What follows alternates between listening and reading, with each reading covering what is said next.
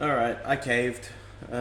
Instead of having the carbon in a sock like I was planning on doing, I revived our reactor and just put it through the manifold. So I've just got this one to the left running just straight water as extra flow through the refugium because this is kind of a dead spot in our sun.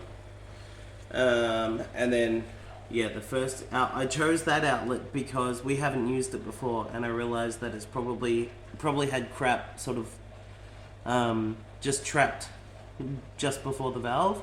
So I figured now's a good time to clear that out. So I've set that up, and then next time I change the carbon out, I'll move the second outlet, and I'll just switch between the two of them. So because of this, the flow in the tank from the main pump has changed. So I'm now going to change the speed at which the pump pumps. So yeah, but I don't plan on running carbon long term. It's going to be like for a couple of weeks, see how the water's looking, and then we'll ditch it. And the reason why I'm saying that is because there's the point of the carbon is not for like your nutrients like nitrate and phosphate or whatever. The point of the carbon is specifically for any toxins that might be present in the water.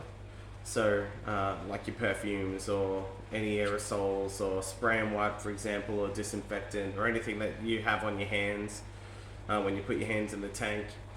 All of that stuff can affect your livestock and your coral, and the last thing you want after spending thousands of dollars on your fish and coral and system for it to die because of some buildup of toxin in the tank. So I've only got a half a kilo or half a litre of carbon at the moment, but I will take it case by case. If it looks like it's going to need more, then we'll put more, but if that does it, then that'll be fine.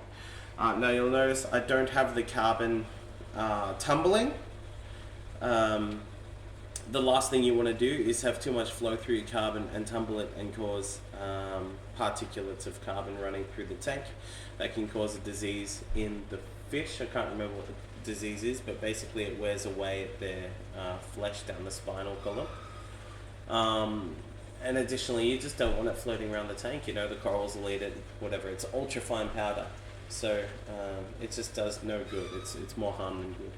So anyway, that's our reactor. I think it's Aqua XL. It's an Aqua XL reactor, and yeah, like I said, nice and easily plumbed into the manifold. So I've also got a little pump, pushing water behind it as well, so it doesn't trap detritus behind it.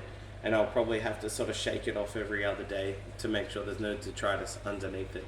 So I kind of want to make sure that we don't have any sediment in the tank as we go.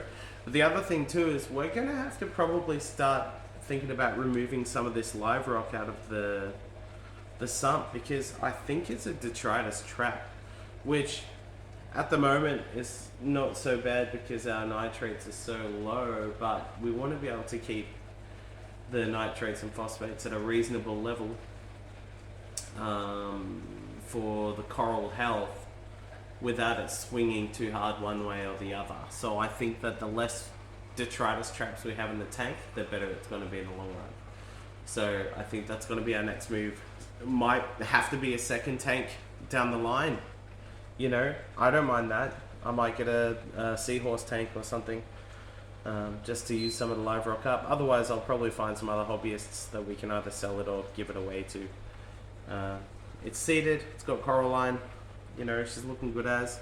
We don't have a bad pest infestation except for that one Aptasia, which obviously everyone knows if there's one, there's shitloads. But yeah, we'll see how we go. Okay.